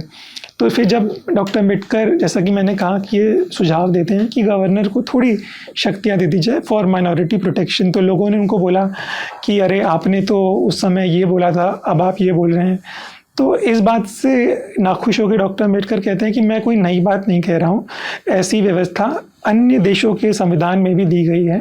उन्होंने कनाडा का एग्जाम्पल दिया कि जहाँ पे वहाँ के गवर्नर को मतलब थोड़ी पावर दी गई है कि अगर लिंग्विस्टिक माइनॉरिटीज़ के साथ कुछ गलत हो रहा है तो वो उस पर स्टेप्स ले सकते हैं। पर वो ये भी कहते हैं कि आप लोग ये बार बार नहीं कह सकते हैं कि अगर कोई व्यवस्था संविधान में नहीं की गई है तो आप दोबारा उसमें नई चीज़ नहीं जोड़ी जा सकती। तो इस अडैप्टेबल होना होगा आपको परिस्थितियों के अनुसार। थोड़ी नाराज़गी जाहिर करते हैं कि आप लोग बार बार ये नहीं कह सकते हैं कि संविधान सभा में आपने ऐसे कहा और अब आप ऐसे कह रहे हैं। तो वो इस बात पे कहते हैं कि अगर यही रवैया आपका है तो फिर मैं संविधान को जलाने को तैयार हूँ, बट आप बात कीजिए इस बात। फ्रीडम ऑफ सेंटेंस था वो बस एक कि गुस्से में बोला कि आप कि हल से कि I burn it, I was a hack. But आपको मतलब आप ये एक्सक्यूज़ नहीं दे सकते हैं कि उस समय मैंने ये सिस्टम कॉन्स्टिट्यूशन में अपनाया गया तो आप उसको चेंज नहीं कर सकते। तो ये इस बात पे उन्होंने बोला, ये स्टेटमेंट दिया। बाद में 1-2 साल बाद डॉक्टर अम्बेडकर फिर से राज्यसभा में बोल रहे होते हैं और वो संविधान की प्रशंसा कर रहे होते हैं कि संविधान जो बना है वो बहुत सिंपल लैंग्वेज में बनाया हुआ संविधान है और उस पर कोई भी कमेंट्री की ज़रूरत नहीं है। तो एक दूसरे सदस्य उनको टोकते हैं कि अरे आप तो 2 साल पहले संविधान को जलाने का बात आपने कही थी। तो फिर से वो नाराज़ हो जाते हैं कि तो फिर वो कुछ रिटोरिकल एग्जाम्पल। 53 की बात 55 में भी उठी है। बचपन में भी राज्यसभा में किसी सदस्य ने उनको टोक दिया कि अरे आप तो जलाने की बात कर रहे थे, तो फिर से वो थोड़ा अनॉय हो जाते हैं, गुस्सा हो जाते हैं और कहते हैं कि सभापति को कहते हैं कि मुझे फिजूल की बातों में बार बार उलझाया जा रहा है, और जो मैं कहना चाहता हूँ ये है कि हमारा संविधान अच्छा है, इसमें फंडामेंटल राइट्स हैं, और मैं उस बात पे दोबारा नहीं जाना चाहता हूँ। तो मैं यही कहूँगा कि वो जो स्टेटमेंट था वो एक हीट ऑफ मोमेंट का स्टेटमेंट है, हीट ऑफ मोमेंट का स्टेटमेंट है, और उसको एक्सप्लेन भी करते हैं कि वो उस बात को नहीं क्लैरिफाई भी करते हैं कि वो संविधान नहीं चलाना चाहते थे, और उसकी संविधान की प्रशंसा भी करते हैं, संविधान के प्रोविजंस को डिफेंड भी करते हैं। तो ये मेरे ख्याल से एक मिथ है जो बहुत फैला हुआ है कि वो जलाना चाहते थे, और ये अनफॉर्चुनेट है कि बड़े बड़े स्कॉलर्स और संवैधानिक पदों पर बैठे हुए लोग भी कई बार ये बिना उस कॉन्टेक्स्ट को देखे हुए ये मिसकोट करते थे उनको। अभिधा और लक्षणा का फ़र्क है दोस्तों, ये बिल्कुल उसी तरह से है कि आप घर पर सामान लेकर आए, आपने पूछा पिताजी कहाँ रखे हैं, पिताजी ने कहा यहाँ टाँट पर रख दो, और आप जाकर के सीधे आटे की उस बोरी को उनकी टाँट पर रख दें। ऐसा नहीं करना होता है, आपको समझना होता है कि उनका आशय ये होता है कि उन्हें भी डिस्टर्ब ना किया जाए। बहरहाल मैं एक अगले सवाल की तरफ आता हूँ। अब हम भ्रांतियों की बात कर रहे हैं। अगली भ्रांति ये है कि डॉक्टर अम्बेडकर के आज़ादी के आंदोलन में अगर हम उसको बिल्कुल स्पेसिफिकली लें तो 1857 से लेकर 1947 तक का जो 90 बरस, हालांकि ठीक है उससे पहले बहुत सारी चीज़ें और भी हो जाएंगी, पलाशी, सन्यासी, सब कुछ, लेकिन डॉक्टर अम्बेडकर जब से बिल्कुल मतलब प्लेटफॉर्म पर आते हैं इस आज़ादी के आंदोलन में, और 3 बड़े मूवमेंट अगर हम ले लें तो 1920 नॉन कॉपरेशन, 1930 सिविल डिसोबीडियंस और 1942 भारत छोड़ो आंदोलन। इस पूरे दौरान, इस पूरे वक्त के दौरान डॉक्टर अम्बेडकर के आज़ादी के आंदोलन में क्या योगदान था, इस पर बार बार बात होती है। आप इस सवाल को कैसे एड्रेस करेंगे? मेरा मानना है कि जब हम भारत के आज़ादी आंदोलन की बात करते हैं तो हमको कुछ मूवमेंट तक ही उसको सीमित नहीं करना चाहिए, क्योंकि जो आज़ादी का आंदोलन था उसमें अलग अलग लोग अलग अलग तरीके से अपना योगदान दे रहे थे, और ये बात इतिहास में नहीं पढ़ाई जाती है कि अंग्रेज़ों के खिलाफ जो इनिशियल मूवमेंट था वो भारत के आदिवासी समाज ने उनके खिलाफ, बिल्कुल महार सत्याग्रह भी उतना ही बड़ा एक मूवमेंट है 1927 का, और इनफैक्ट आप उसके पहले भी देखेंगे तो आदिवासी समाज ने 1857 की लड़ाई से पहले भी प्रोटेस्ट किए, मूवमेंट किया, जो मैंने अपनी किताब में उसका जिक्र भी किया है, और उसको ब्रिटिशर्स ने सप्रेस भी किया।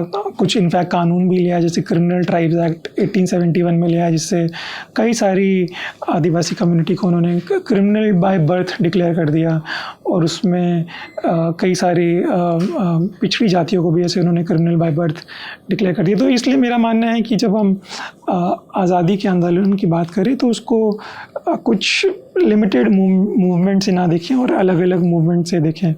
तो उस संदर्भ में अगर हम देखें तो डॉक्टर अम्बेडकर कोई मौका नहीं छोड़ते थे ब्रिटिश गवर्नमेंट को क्रिटिसाइज़ करने के लिए और इंडिपेंडेंस की डिमांड को सपोर्ट करने के लिए। और जब से वो पब्लिक लाइफ में आए, मतलब जब से उन्होंने एक अपना करियर शुरू किया राजनीति में as a lawyer, as a politician, वो इस बात को सपोर्ट करते रहे कि भारत को आज़ादी मिलनी चाहिए।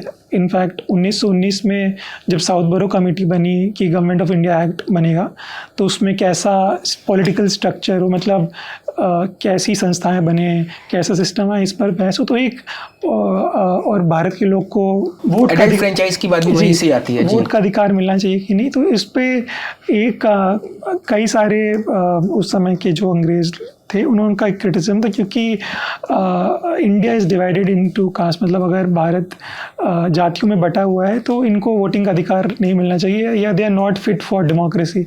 तो डॉक्टर अम्बेडकर ऐसे आर्गूमेंट्स जो अंग्रेज़ों के द्वारा थे उनको रिजेक्ट करते हैं और बोलते हैं कि इवन मतलब कि भले ही वो दलितों के लिए या पिछड़े समाज के लिए बात कर रहे हैं, बट इसका ये मतलब नहीं है कि आप उनकी डिमांड्स को यूज़ करें भारत को आज़ादी नहीं देने के लिए, या फिर भारत में प्रजातंत्र नहीं लाने के लिए। और वो कहते हैं कि प्रजातंत्र आना चाहिए देश में और सबको वोट का अधिकार बराबरी से मिलना चाहिए। और ये नहीं आप आर्ग्यूमेंट दे सकते हैं कि भारत क्योंकि बटा हुआ है जातियों में, तो it's not fit for democracy, इसको रिजेक्ट करते हैं। दूसरी बात, जब महाड़ सत्याग्रह आपने जिक्र किया है वो होता है और डॉक्टर अम्बेडकर जो महाड़ सत्याग्रह में लोग आए उनको एड्रेस करते हुए बताते हैं कि ब्रिटिश गवर्नमेंट ने कैसे जो समाज में भेदभाव है उसको और मजबूत किया, कि ब्रिटिश गवर्नमेंट के बाद आने के बाद भी कोई परिवर्तन नहीं आया और ये सरकार कोई अच्छी सरकार नहीं है जो ब्रिटिश की सरकार है। और वो बोलते हैं कि अंग्रेज़ों ने मिलिट्री में जो पहले दलित लोग जा पाते थे उनकी एंट्री बंद कर दी, या जो खुद अम्बेडकर साहब के पिताजी भी उसमें थे एक समय के बाद, रामजी अम्बेडकर जी वो थे, बट कुछ समय के बाद वो प्रैक्टिस बंद कर दी गई क्योंकि जो तथाकथित ऊंची जातियों के लोग थे वो इस बात का अपोज कर रहे थे कि वो तथाकथित नीची जाति के आने वाले अफसर के अंदर काम नहीं करेंगे, तो मिलिट्री में भी या पुलिस में भी नहीं किया। तो इस बात को लेकर डॉक्टर अम्बेडकर क्रिटिसाइज़ करते हैं ब्रिटिश गवर्नमेंट को कि इन्होंने ऐसा क्या किया है जो हम इनकी बात सुने, इनमें और जो भारत का समाज है उनमें कोई फ़र्क नहीं है, ये तो सत्ता में है फिर भी इनमें कोई फ़र्क नहीं, तो क्रिटिसाइज़ करते हैं। और वो अपनी कम्युनिटी को कन्विंस करते हैं कि अगर देश आज़ाद होगा तो वो अच्छी बात होगी। और वो इस बात का भी जिक्र करते हैं कि दलित समाज के लोग के मन में ये डर है कि अगर देश आज़ाद होगा तो कहीं फिर से वापस से पेशवा रूल ना आ जाए, जिसमें कि उन पर बहुत अमानवीय व्यवहार उनके साथ था। तो मैंने किताब में उनके स्पीच को कोट भी किया है कि वो अपने समाज को भी इस बात के लिए तैयार कर रहे होते हैं कि आज़ादी आएगी और हमको उस आज़ादी को कैसे देखना है। और आज़ादी का मतलब ये नहीं है कि बस अंग्रेज़ चले जाएंगे, उसमें सबको बराबर का अधिकार मिलना चाहिए, उसके लिए प्रिपेयर कर रहे होते हैं। और जब फिर आगे उस बात को दोबारा भी दोहराते हैं जब गोलमेज परिषद होती है, तो भी वो फिर से ब्रिटिश गवर्नमेंट को क्रिटिसाइज़ करते हैं कि आपने ऐसा कुछ खास काम नहीं किया है और अब समय आ गया है। 1930 में कह रहे हैं कि भारत के लोगों के द्वारा चुनी हुई सरकार आनी चाहिए और ब्रिटिश सरकार का समय अब जा चुका है, ऐसा वो ओपनली स्टेटमेंट देते हैं फर्स्ट राउंड टेबल कॉन्फ्रेंस में। और ब्रिटिश सरकार को ये भी कहते हैं, एक लीडर थे एडमंड बर्ग, उनको डॉक्टर अम्बेडकर कोट करते हैं कि power and authority are often bought by kindness not by force. मतलब ब्रिटिश सरकार को कहते हैं कि अगर आपको सत्ता या ताकत चाहिए तो आप ताकत के बल पर नहीं बल्कि काइंडनेस, जबरदस्ती अत्याचार करके नहीं कर सकते, दिल जीतना होगा, ऐसी सरकार चाहिए देश में। और वो ब्रिटिश सरकार को ओपनली ये कह रहे हैं। तो ये आप उनके कई स्टेटमेंट्स देख लीजिए और इनफैक्ट ओपनली जब वो ब्रिटिश से नेगोशिएट कर रहे हैं तो वो उनको क्रिटिसाइज़ कर रहे हैं और अपने समाज को भी तैयार कर रहे हैं कि आज़ादी के लिए हमें बात करनी होगी। वो ऑफ कोर्स वो जो पॉलिटिकल आंदोलन था उस समय का, आज़ादी का आंदोलन था, उससे डिफ़र करते थे, क्योंकि जो उस समय का आज़ादी का आंदोलन था वो सिर्फ क्या था कि हम आज़ाद हो जाएंगे, बाकी मुद्दे हम बाद में देख लेंगे। पर डॉक्टर अम्बेडकर कहना था कि जब आज़ादी के साथ साथ हमको जो समाज में गैर बराबरी है, भेदभाव है, उसकी बात भी करनी चाहिए, क्योंकि आप सोशल को पॉलिटिकल से अलग नहीं कर सकते हैं, दोनों जुड़े हुए हैं। कि जो पॉलिटिकल स्थिति है उसमें सोशल स्थिति का भी रोल है, वैसे ही जो सोशल स्थिति है उसमें पॉलिटिकल या पॉलिटिक्स का भी उतना ही रोल है। तो ऑफ कोर्स उस बात पे उनका डिफरेंस था उस समय के जो लीडर्स थे, इंक्लूडिंग महात्मा गांधी, नेहरू, पटेल। बट उनका ये स्टैंड कभी नहीं रहा कि अब भारत को आज़ाद नहीं होना चाहिए, और उन्होंने कोई मौका नहीं छोड़ा ब्रिटिश गवर्नमेंट को क्रिटिसाइज़ करने के लिए या आज़ादी की डिमांड को सपोर्ट करने का हर मौके पर उन्होंने आज़ादी की डिमांड को सपोर्ट किया। एक पंक्ति है मुझे याद आ रही है, एकम सत्यम विप्रा बहुधा वदन्ति। एक सत्य के अलग अलग विद्वानों द्वारा, अलग अलग इंटेलेक्चुअल्स द्वारा अलग अलग मत हो सकते हैं।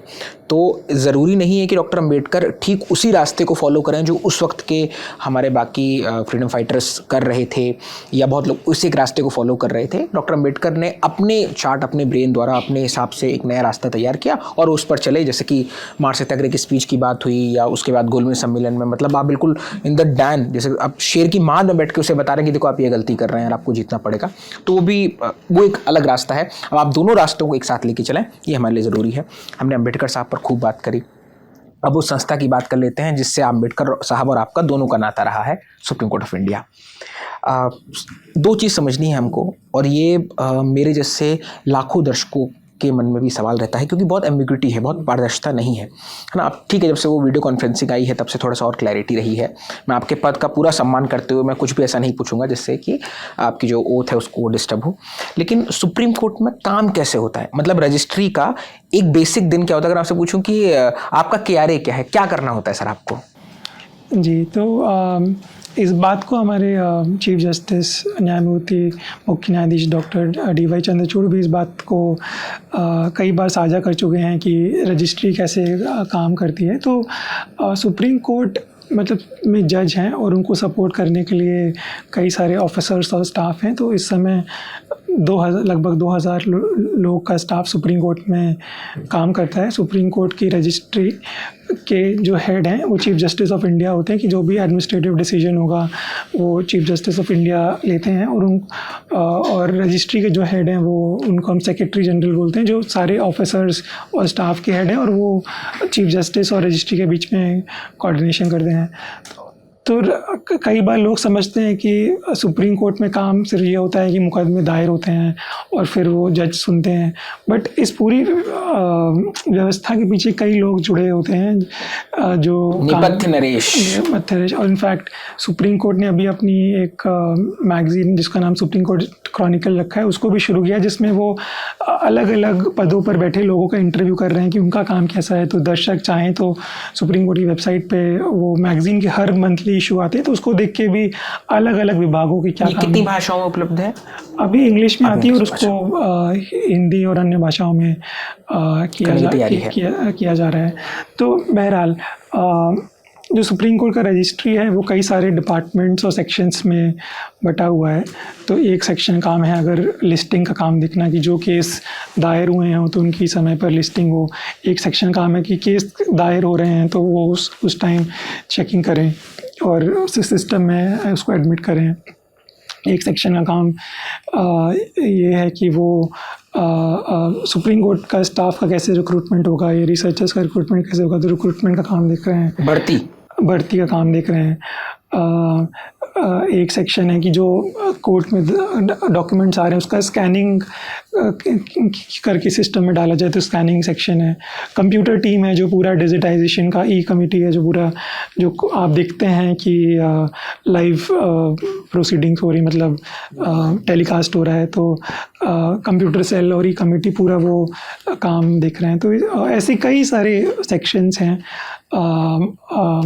जो सुप्रीम कोर्ट में, और हर सेक्शन का एक रजिस्ट्रार होता है जो सेक्शन का काम कोऑर्डिनेट करता है, और रजिस्ट्रार के अंदर बहुत सारे स्टाफ होते हैं जो काम करते हैं। तो एक फिर वो डायरेक्टली कलेक्टिवली मिलके चीफ जस्टिस ऑफ इंडिया को रिपोर्ट करते हैं, और डेली बेसिस पे ये होता है। तो चीफ जस्टिस ने खुद अपना इंटरव्यूज़ में भी बताया है कि वो सुबह 10:30 से 4, 4:30, 5 जब तक का भी वो कोर्ट में अपनी सुनवाई करते हैं, और उसके बाद वो जो कोर्ट का उनका एडमिनिस्ट्रेटिव काम है, चाहे वो लिस्टिंग रिलेटेड हो या भर्ती रिलेटेड हो, या कोई अगर आयोजन हो रहा है उससे रिलेटेड हो, या कोई अगर ऑफिशियल गेस्ट आ रहे हैं उससे रिलेटेड हो, तो वो काम वो 7:30, 8:30 बजे तक का करते हैं। उसके बाद फिर वो जाके नेक्स्ट डे के मुकदमों की फाइल्स घर पे जाके पढ़ते हैं। तो ये काम चीफ जस्टिस खुद ही बता चुके। तो रजिस्ट्री अलग अलग सेक्शंस में रहकर ये काम करती है, और आप कह सकते हो कि इट्स कलेक्टिव टीम जो अलग अलग चीज़ों पे जो लोगों को नहीं पता है बट चीज़ें हो रही हैं उसको पर्दे के पीछे से करती है। एक चीज़ और जाननी थी सर, जैसे आप बता रहे थे कि अगर कोई भी जब केस आता है या कोई भी पिटिशन आती है वो पहले रजिस्ट्री के पास आती है, तो जैसे हम कई मामलों में सुनते हैं, जैसे हमने अफजल गुरु की फांसी के वक्त में सुना, या जो निर्भया के आरोपियों की जब बात हो रही थी, जब उनका केस चला तब भी हमने सुना कि देर रात सुनवाई हो रही है, कोर्ट रात को, जैसे अखबारों में हेडलाइन चला करती हैं कि रात 1 बजे खुला कोर्ट का दरवाज़ा खटखटा, इस टाइप से। तो ये कब डिसाइड होता है कि कोर्ट रात को खुलेगी? ये तो होता है कि कई बार रात तक कंटिन्यू होती है कोर्ट, लेकिन रात को खुलने के लिए कोर्ट को, तो वो प्रोसेस कैसे वर्क करता है? फिर से मैं यहाँ पे चीफ जस्टिस को कोट करूँगा कि जो चीफ जस्टिस ने जब संविधान दिवस 2023 था तो उसमें अपने भाषण में बोला कि सुप्रीम कोर्ट के दरवाजे हमेशा जनता के लिए खुले रहते हैं, कि जब भी वो आएँ तो सुनवाई होगी। तो उसी को देखते हुए कि ऐसा कोई फिक्स टाइम नहीं है कि 10 से 4 ही हियरिंग होगी। आप देखते हैं कि कई बार चीफ जस्टिस या बाकी जजेस रात के 9-10 बजे तक का भी हियरिंग करते हैं अगर मैटर इम्पॉर्टेंट है। तो अगर कोई केस ऐसा है जो बहुत महत्वपूर्ण है या फिर अगर उसमें देरी की जाए तो फिर देर हो जाएगी, तो फिर जजेस उस मैटर को सुनते हैं। और आप रोज़ देखेंगे कि चीफ जस्टिस जब सुबह कोर्ट में आते हैं 10:30 बजे, तो केस की सुनवाई से पहले कई सारे वकील वहाँ पे कई मैटर्स की अर्जेंसी को मेंशन करने के लिए वहाँ पे मौजूद रहते हैं कि ये मैटर अर्जेंट है, इसको लिखा जाना चाहिए। तो चीफ जस्टिस सबको कहते भी हैं कि आप ईमेल कर दीजिए और लंच के टाइम में सारे मैटर जो भी रिक्वेस्ट है मैं देखकर उसमें ऑर्डर पास कर दूंगा। तो ये ऐसा है कि जो भी मैटर मेंशन किए जाते हैं कि चीफ जस्टिस ये सुप्रीम कोर्ट के सामने लाए जाते हैं, तो चीफ जस्टिस को खुद देखते हैं और कोर्ट में बोलते भी कि आप वो रिक्वेस्ट ईमेल कर दीजिए और मैं लंच में या शाम को मैं उसको देख के ऑर्डर पास कर दूंगा। ऐसे ही अगर कोई कभी हमने देखा है हिस्ट्री पिछले कुछ समय में कि रात को भी कोर्ट ने हियरिंग की है। तो अगर कभी होता है कि अगर कुछ वकील अर्जेंट रिक्वेस्ट लेकर रात को जाते हैं कोर्ट में या तो भी रजिस्ट्रार मैटर मेंशन मतलब इन्फॉर्म करते हैं चीफ जस्टिस के ऑफिस को। और उस सेंस में चीफ जस्टिस 24 घंटे मौजूद ड्यूटी पर रहते हैं, आप कह सकते हैं अपने ऑफिशियल रिस्पॉन्सिबिलिटी पर, कि आएगा तो ऑर्डर उसको करना है कि कैसे हियरिंग हो। तो ऐसे ही जो रात को सुनवाइयाँ होती तो इसका भी यही है कि जब अगर रात को वकील पहुँचे हैं कि ये मामला बहुत अर्जेंट है, सुबह तक देर हो जाएगी, तो सुप्रीम कोर्ट ने रात को भी सुनवाई करी है, दरवाजे खोले हैं।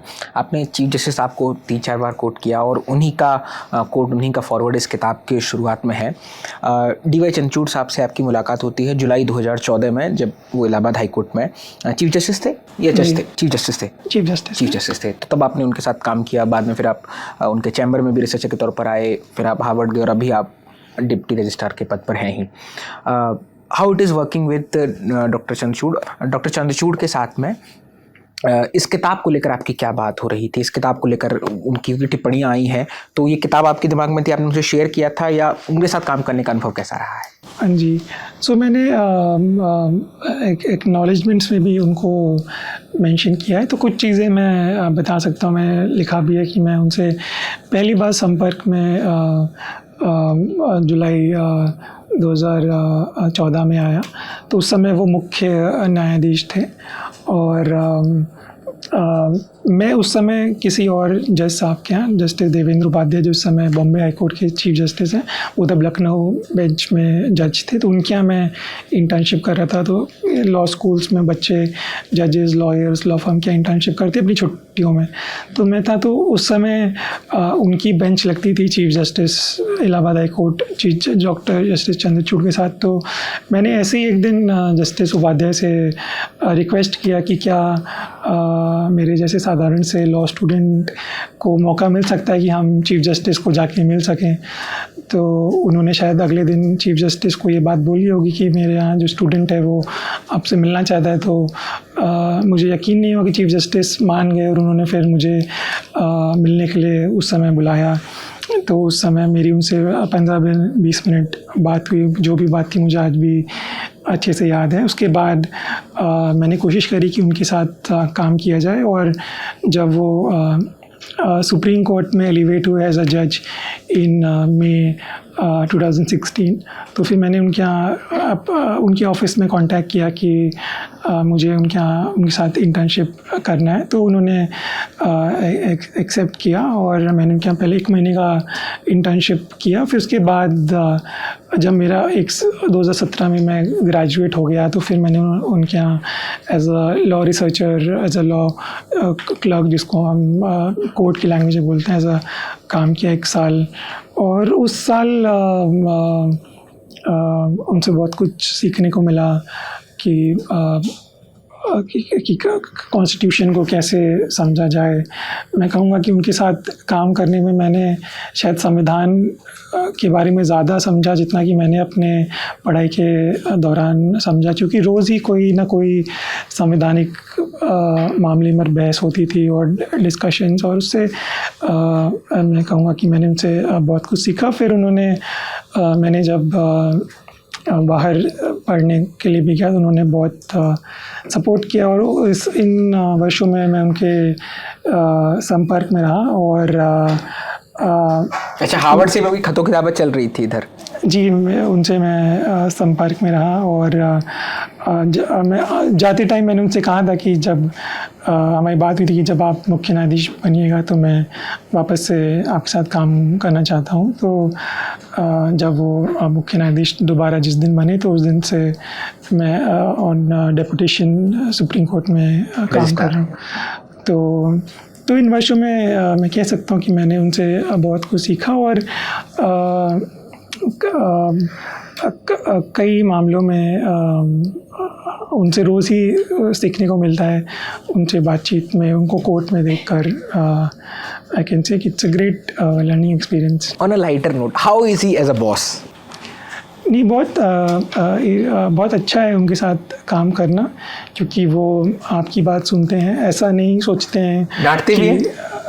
देखिए, गलती होती तो पॉइंट आउट करते ही हैं, बट गुस्सा नहीं करते हैं वो। और पर वो अगर कोई गलती करी तो आपको बताते हैं ताकि आप दोबारा से वो मिस्टेक उसको ना रिपीट करें, उसको बेहतर करें। तो और वो बात को सुनते हैं और अगर उनको कोई बात अच्छी लगी तो उसको एक्सेप्ट करते, तो अच्छा अनुभव। सर, ये आखिरी सवाल है और डॉक्टर अंबेडकर को लेकर के हमारी जितनी भी पिछली बातचीत हुई है उसमें हमारे किसी ऑडियंस मेंबर ने सवाल पूछा था। लैलेंटो परिवार के उन सदस्य का सवाल ये है कि संविधान में जाति परिवर्तन को लेकर के क्या संविधान सभा की जो 2.5 बरस की बहस है उसमें कभी बात हुई थी? जैसे संविधान आपको अधिकार देता है कि जो कुछ आपने नहीं चुना है और आप पर नियति या प्रकृति से लादा गया है, आप वो सब कुछ चेंज कर सकते हैं। जैसे आपकी आर्थिक स्थिति, आपका धर्म, आपकी जगह, यानी जहाँ पैदा होता है वहीं और जगह जाके रह सकते हैं, आपका जो धर्म है वो आप चेंज कर सकते हैं, आपका लिंग आप परिवर्तित कर सकते हैं।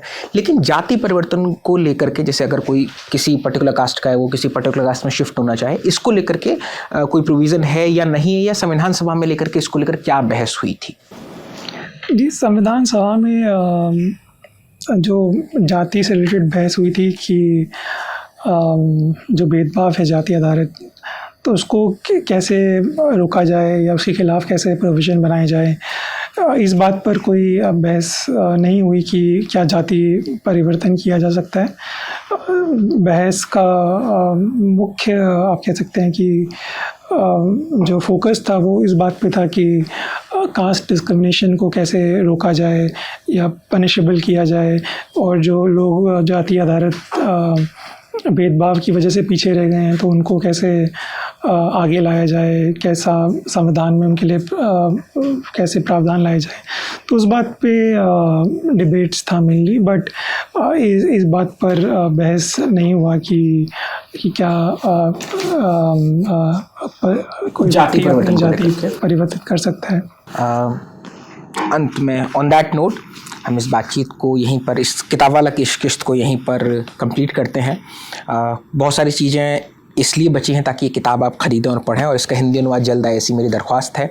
क्योंकि आप जैसे जो दोनों भाषाओं में दक्ष लोग हैं उनसे दरख्वास्त रहती है कि हिंदी अंग्रेजी दोनों एक साथ आए, पढ़ने वालों के लिए सुविधा रहती है, और वो भी नहीं आता कि इंटरप्रिटेशन इसका ये नहीं था, उसकी जो बहस बची रहती है। बहरहाल डॉक्टर अम्बेडकर पर एक नई किताब को पढ़ने की वजह ये हो सकती है कि आपके पास जो भी सूचना आई है वो बार बार आप रिवाइज करते रहें। जैसे कि इसमें हमने कई भ्रांतियों को तोड़ने की कोशिश की है। ये वन स्टॉप सॉल्यूशन था उन सब सवालों का जो आप तक डॉक्टर अम्बेडकर को लेकर पहुंचते रही कि 10 साल का रिजर्वेशन, मुसलमानों को लेकर उनके विचार या और बाकी चीज़ें, उन सब पर हमने बातचीत करने की कोशिश की है अनुराग भास्कर के जरिए। ये किताब द फोर साइडेड अम्बेडकर आपको अमेजन या किसी भी ऑनलाइन प्लेटफॉर्म पर मिल जाएगी। अपने नज़दीकी बुक स्टोर से जल्दी से किताब लें। इस बातचीत को रिकॉर्ड किया था आलोक और आलिश जी ने। आपको ये बातचीत कैसी लगी कमेंट बॉक्स में ज़रूर बताएं। इसके अलावा कौन सी किताबें पढ़ी जानी चाहिए, आपको लगता है किताब वाला में शामिल हो, या आपको लगता है कि हम यूँ ही अपने वाचनालय में उस किताब को रखें, तो ज़रूर बताइएगा। ये बातचीत आपको कैसे लगी बताइएगा। Thank you very much.